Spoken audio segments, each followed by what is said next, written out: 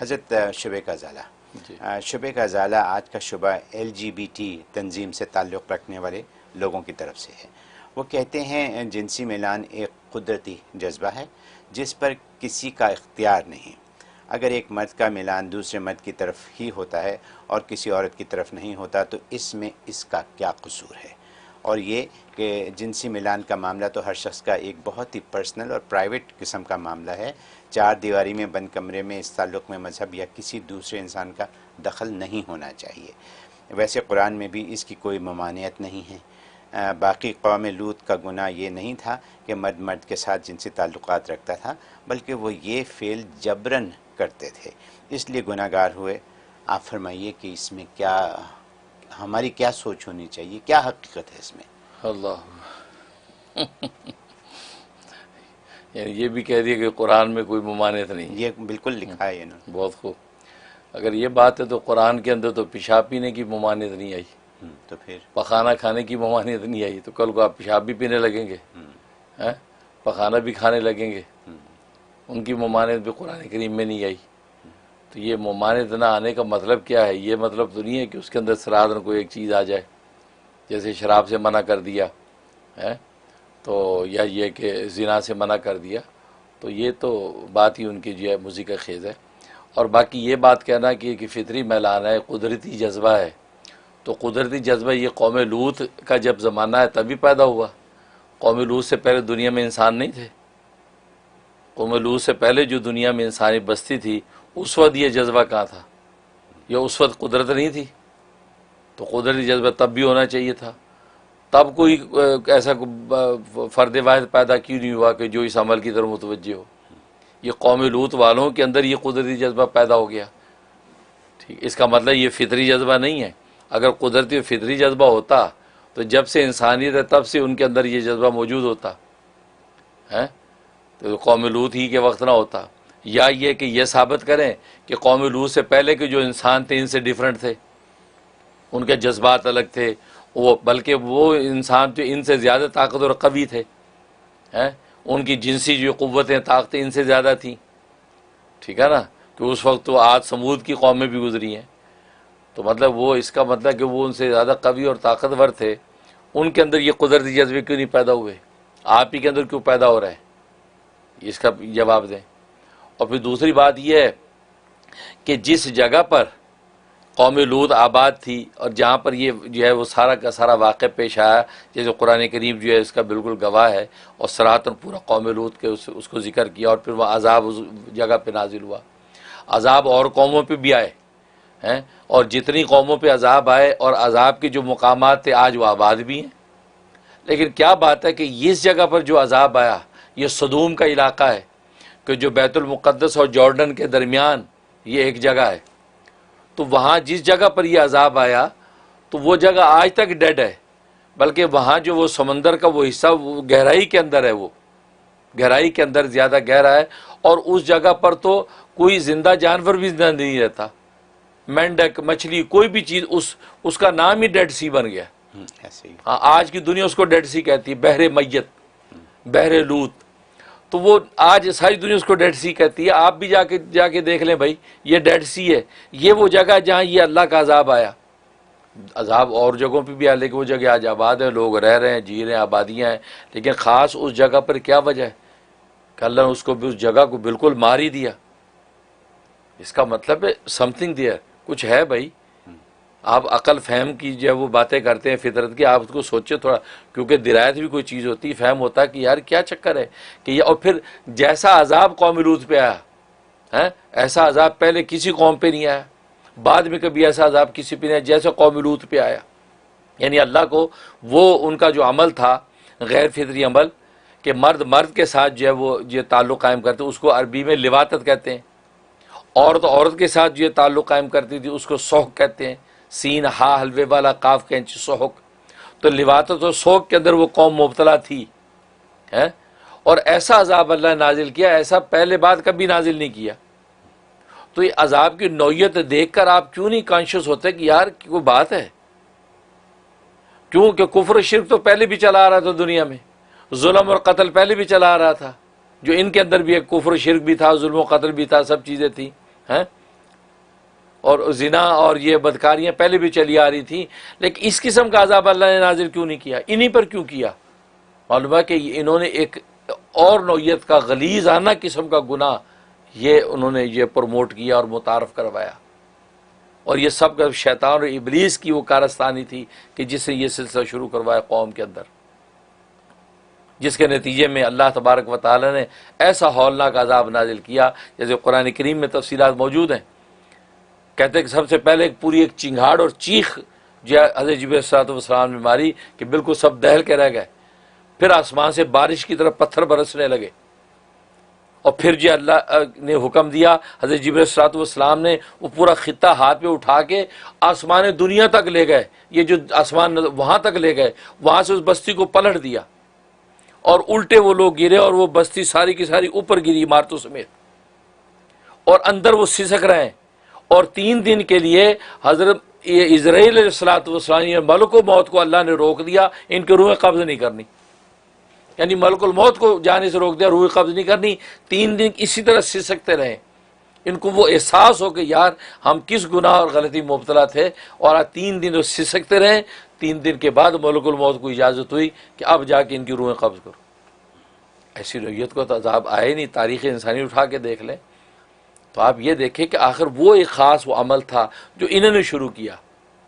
और ख़ुद हज़रत लूत अलैहिस्सलाम ने भी उनको कहा अतातूनल फ़ाहिशा, तुम ऐसा फोश काम कर रहे हो, मा सबक़कुम मिन अहद मिनल आलमीन, कि जब जहानों में से कभी किसी ने ये नहीं किया, ये तुमने सबसे पहले स्टार्ट किया, तुमसे पहले कभी किसी ने अमल नहीं किया। कैसा अमल? इसलिए उमवी एक जब बादशाह गुजरा अब्दुल मलिक, वो कहता अगर कुरान करीम ने इस अमल का जिक्र ना किया होता तो हमारे ख्वाब ख्याल में भी कभी ना आता कि ये भी हो सकता है, ये इतना गैर फितरी अमल है। तो इसका मतलब है कि ये गैर फितरी अमल है, ये क्या कुदरती जज्बा है, और फिर हमारा क्या कसूर है? कोई बात नहीं।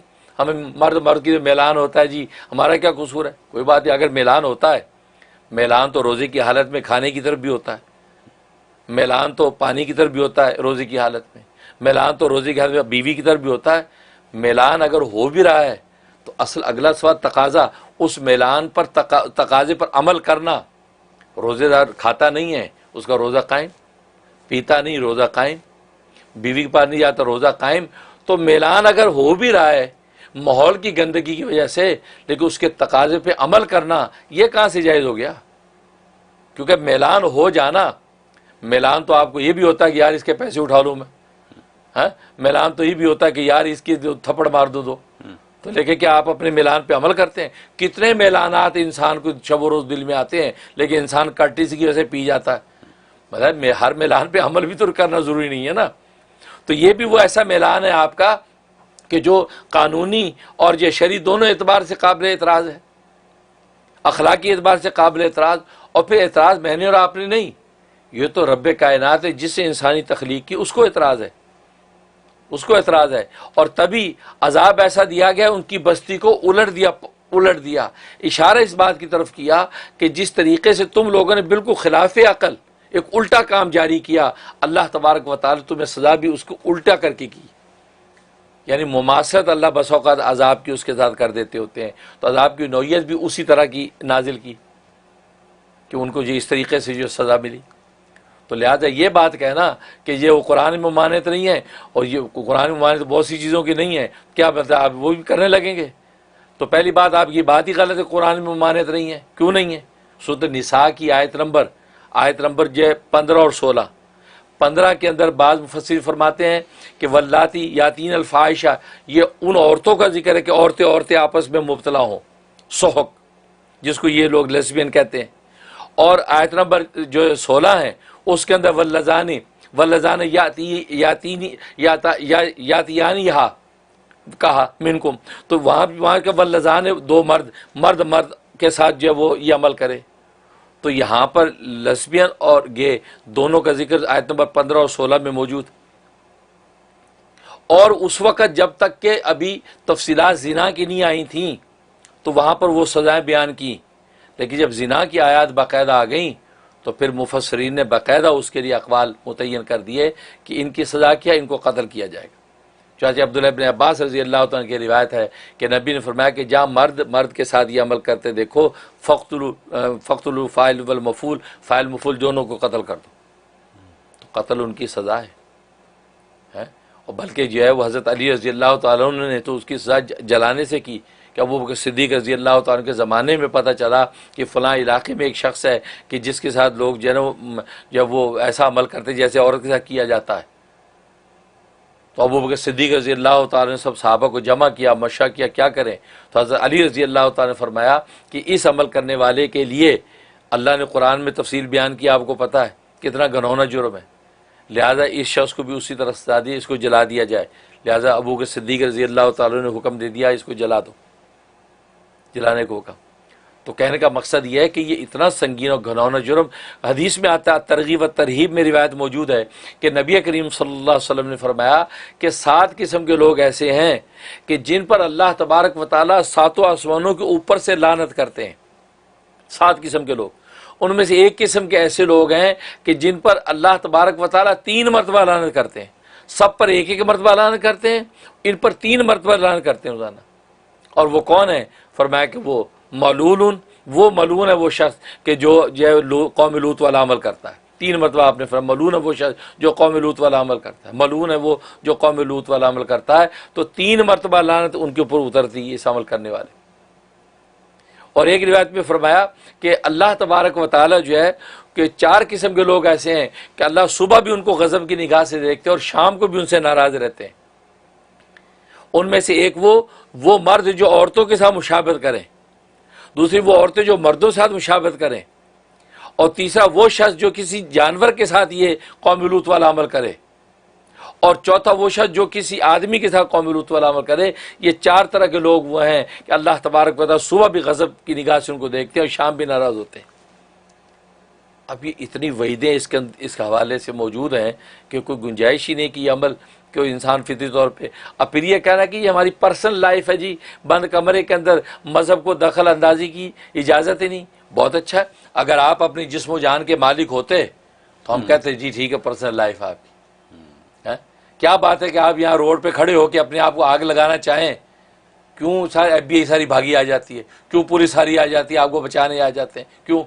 वो कहते छोड़ो जी मेरी पर्सनल लाइफ डोंट टच, क्यों कहते हैं? कितने लोगों ने कोशिश की कि हम जो सबके सामने अपने आप को मार लें, पुलिस पे कूद जाएं, हैं? क्यों आ जाते हैं इदारे, हुकूमत वक्त क्यों जब वो अलर्ट हो जाती? इसलिए होती है कि आप अपनी जिस्म जान के मालिक नहीं हैं। अगर आप अपनी जिस्म जान के मालिक होते, मिल्कियत पहले आप साबित कर दें कि मैं अपनी जिस्म जान का मालिक हूँ, तो फिर आप अगली बात कीजिएगा। आप अपनी जिस्म जान के मालिक नहीं हैं। अगर मालिक होते तो मर्जी से आप जिंदा रहते, मर्जी से आप मरते, ना मर्जी से जी सकते हैं ना मर्जी मर सकते हैं। मारने वाला मार देता है, जीने वाला जिंदा रखता है, तो आप अपनी मर्जी से कुछ भी नहीं कर सकते। तो फिर आपको मान किस बात का है? इसका मतलब यह है कि वो ज़ात जो आपकी जिस्म जान की मालिक है उसका हुक्म आपकी जिस्म जान पे चलेगा। क्योंकि हक 2 तरह के हैं, एक हुकूकुल्लाह, एक हुकूकुल इबाद है। हुकूकुल्लाह जो है अल्लाह के तबारक व तआला के साथ जो मुताल्लक़ है, हुकूकुल इबाद जो बंदों के आपस के हैं। बंदों के आपस के जो हुकूक होते हैं उसमें अगर दोनों बंदे राज़ी हो जाएं तो वो काम हो जाता है। मतलब ख़रीदो फरोख्त है, अब ख़रीदो फरोख्त आप कर रहे हैं, बेचने वाले ने कहा यार ये $10 की है, ख़रीदने वाले का अच्छा चलो ठीक है $10 में सौदा क्या आप लेगा, उधर कहते हैं यार मैं 7 की दूँगा, वो मालिक राज़ी हो गए चलो 7 की देता हूँ। ये आप आपस की रज़ामंदी से $7 पर चीज़ बिक गई। ये हुकूकुल इबाद है, मामलात हो रहे। जो अल्लाह तबारक व तआला का जहाँ हक़ आता है तो फिर वो अल्लाह तबारक व तआला की मर्ज़ी के बगैर वो जायज़ हलाल नहीं होता।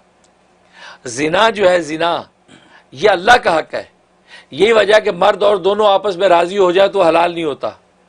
हालांकि वो कहे यार औरत कहती मेरा जिस्म है, जैसे वो मेरा जिस्म मेरी मर्जी है, मर्द कहते मेरा जिस्म मेरी मर्जी, ज़िना करेंगे हम? तो नहीं, आप नहीं कर सकते, क्योंकि अल्लाह का ये हक़ है। अल्लाह जब तक राज़ी नहीं होगा कि ये जिस्म आपस में मिले उस वक्त आप मिल नहीं सकते।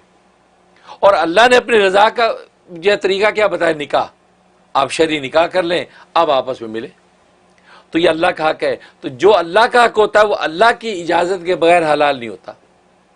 इसी तरीके से मर्द मर्द के साथ, औरत औरत के साथ, ये जितने जिस्मानी आप जिस्म को जो है नाजायज़ जगह पर जो इस्तेमाल कर रहे हैं, यहाँ अल्लाह का हक आ जाता है। लिहाजा आपस में दो का राज़ी होकर बंद कमरे में कुछ भी करना ये इसलिए जायज़ नहीं क्योंकि आप अपने जिस्म जान के मालिक नहीं और जो मालिक है उसकी इजाज़त नहीं, इसलिए मज़हब इन्वॉल्व होता है। और मज़हब इन्वॉल्व होने का मतलब है कि अल्लाह इन्वॉल्व हो गया कि नहीं भाई ये जायज़ नहीं है, और अल्लाह ने अपने अंबिया के ज़रिए से और तमाम तफसीलात बता दी और अपने कुरान करीम में तफसीलात ज़िक्र कर दी, और फिर यह अजाब नाजिल करके नमूना दिखा दिया, इतना संगीन जुर्म है। तो कहने का मकसद ये है कि ये जो बहुत बड़ा धोखा है, जी मेरी मर्जी मेरी लाइफ है, मैं जैसे नहीं, आप पहले मर्जी उस वक्त करें जब आप अपनी मिल्कियत साबित करें पहले अपनी जिस्म जान पे कि मैं मालिक हूँ। जब नहीं है तो फिर अल्लाह का हक। अब देखो सूद का मामला, अब आपस में दोनों राजी हो जाएं, सूद हलाल क्यों नहीं होता? क्योंकि सूद ये बराह रास्त अल्लाह का हक है, तभी हम सूद हलाल नहीं होता, हालांकि दोनों राजी हैं। लेकिन तिजारत आप बैशिरा करते हैं, तिजारत ये आपस में करते हैं, अब जायज़ होती है। क्यों? कि आप दोनों का आपस का मामला है। तो इसलिए ये देखना चाहिए कि ये हक किसका है, हक़ुल आबिद है या हक़ुल्लाह है। अगर हक़ुल्लाह है तो फिर अल्लाह से परमिशन आप हासिल करें, पहले परमिशन हासिल करेंगे उसके बाद वो चीज़ आपके हलाल होगी, और अल्लाह के यहाँ से अगर परमिशन नहीं है तो फिर आपको उसकी इजाज़त नहीं है। इसलिए ये जो है बहुत बड़ा धोखा है कि ये कुदरती जज्बा है। कुदरती जज्बा आपसे कौम लूत से पहले की कौमों में कुदरती जज्बा क्यों पैदा नहीं हुआ? जी कुरान में ममानत नहीं है, अव्वल तो है, और जो ना हो तो फिर कुरान में तो बहुत सी चीज़ों की ममानत नहीं है। क्या सारी चीज़ें आपके लिए हलाल हो जाएंगी? क्या वो सारी चीज़ें करने के तैयार हो जाएंगे? कल को आप कहेंगे असल में कुरान में अल्लाह ने इसका रीज़न बताई है, ये क्यों पैदा होता है। ये क्योंकि कौम लूत को का जब जिक्र किया तो वहाँ पर ये बताया कि बल बल बल इन्नकुम कौमुन मुसरिफून। असल में वजह यह है कि जो तुम ये कौम लूत के अमल में लिवात में पड़े हो, असल में तुम इस हद से बढ़ जाने वाली कौम हो, हद से तजावुज़ करने वाले लोग हो। तो ये हद से हुदूद से तजावुज़ करना इंसान की तबीयत में जब पैदा हो जाता है तो फिर वो एक हद पे ठहरता नहीं है, वह हर हद को तोड़ने को अपना फितरी जज्बा समझता है। देखो वेस्टर्न वर्ल्ड के अंदर जिना रजामंदी से अवेलेबल है, रजामंदी से मर्द और राजी होकर कर लेते हैं। तो यहाँ तो रेप होना ही नहीं चाहिए, यहाँ तो जिना बिल जबर की ज़रूरत ही पेश नहीं आनी चाहिए, तो वैसी रजामंदी से हो जाता है। जिना बिल जबर क्यों होता है? वो हुदूद से तजावुज़ कि वो निकाह की हद को तोड़ के जिना में आया। अब वो जिनसी मिलान शैतान और नफ्स ने कहा कि नहीं यार रेप करें, रजामंदी ज़बरदस्ती वाले नहीं कर, ज़बरदस्ती वाला किया। ज़बरदस्ती वाला करने के बाद अब वो औरत से निकल के मर्द की तरफ जाने लग गए। अब मर्द के साथ यारी करें, हैं रजामंदी करें या ज़बरदस्ती करें, फिर वो गे और फिर लस्बियन। तो गोया कि ये सारी हद से तजावुज़। तो ये हुदूद से तजावुज़ जब हद बंदी के अंदर रहने का इंसान को सलीका आ जाएगा और वो समझ लेगा कि अल्लाह ने मेरी फितरी जितनी क़ुव्वतें और जितनी सलाहियतें उनकी हद बंदी रखी है, हुदूद रखी हैं। एक आँख की भी एक हद है, कान के सुनने की एक हद है, ज़बान के बोलने की हद है। उन हुदूद के अंदर चीज़ें जो टैकल करने का सलीका जब आएगा और ये तज़किया और तरबियत से आएगा, और जब ये आ जाएगा तो फिर आपको एक हद के ऊपर ठहरना आसान हो जाएगा। वरना गे लस्बियन के बाद फिर अगले किसी स्टेप का आप इंतज़ार करें कि अब वो अगला स्टेप भी होने वाला है, इसलिए ये बिल्कुल गलत। और बाकी ये उनका कहना कि कौम लूत पर अजाब इसलिए आया कि जी वो ज़बरदस्ती करते थे। भाई ऐसी बात, क्या ज़बरदस्ती करते थे तो ज़बरदस्ती जुर्म है? ज़बरदस्ती भी करते थे जुर्म है, ठीक। तो ज़बरदस्ती जुर्म है तो जुर्म तो साबित हुआ ना, एक बात। और फिर दूसरी बात है ज़बरदस्ती तो जिना भी करते हैं, उससे पहले की कौमों के अंदर ज़बरदस्ती जिना भी हुए होंगे, तो अल्लाह ने उन पर तो ऐसा अज़ाब नाजिल नहीं किया जो कौम लूत पे नाजिल किया। बात ज़बरदस्ती के नहीं है, बात असल में वही है कि शैतान इबलीस ने ये सारा ये कौम लूत के अंदर ये पैदा किया, क्योंकि वो जो इलाका सदूम का था बड़ा सरसब्ज़ बागात, बड़ा हरियाला और बड़ी अल्लाह तबारक व तआला की नेमतें उतरती थी। तो दूसरे इलाक़ों के लोग आके मवेशी चराते थे, वहाँ से फल तोड़ के ले जाते थे। तो वो लोग, ये लोग सदूम के लोग तंग होते थे कि यार ये क्यों आके हमारी यहाँ से चीज़ें लेके जाते हैं, क्यों यहाँ से हमारा घास काटते हैं, क्यों मवेशियों को यहाँ आकर पानी पिलाते हैं। तो उस पर ये इबलीस से सोचा मौका अच्छा है, इबलीस ने उनको ये पट्टी पढ़ाई कि तुम इनके साथ ये अमल शुरू करो। तो वो कहने लगे क्या बात कर रहे हो? जब पहले शख्स को उसने कहा ना, कहते क्या बात कर रहे हो, ये कोई बात है? नहीं, ये हम नहीं करेंगे कि उन किसी की काशी ख्याल में भी ये भी हो सकता है। फिर मुफस्सिरीन लिखा है, तफसीर मजरी वगैरह तफसीरों में मौजूद है, तफसीर हक्कानी वगैरह में, कि क्या किया इबलीस ने सबसे पहले खुद एक नौजवान लड़का बन के आया और उसने एक बाग में से अंगूर तोड़े और उस बंदे ने उसको पकड़ा कि मैं अब तुझे छोड़ूंगा नहीं, तू ये अंगूर तोड़ने आ गया, कहाँ से आया? तो इबलीस ने उसको कहा कि अच्छा बात सुनो, तुम्हें मैं एक चीज़ बताता हूँ, वो कर लो तो मुझे छोड़ दो। उसने उसको दावत दी कि मेरे साथ ये अमल करो। वो कहते क्या बात कर, ये क्या हरकत है? कहते नहीं तुम करो। तो उसको इबलीस ने वरगला कि उस अमल में लगाया। अब अमल में लगाया तो ज़ाहिर है कि नफ्स व शैतान है। अब वो उसके साथ रोज़ाना इबलीस आने लगा, अंगूर लेने लगा और यही हरकत करने लगा। अब वो और दोस्तों को लाने लगा और करते करते करते कई लोग आने लगे और इबलीस ये काम करवाता रहा।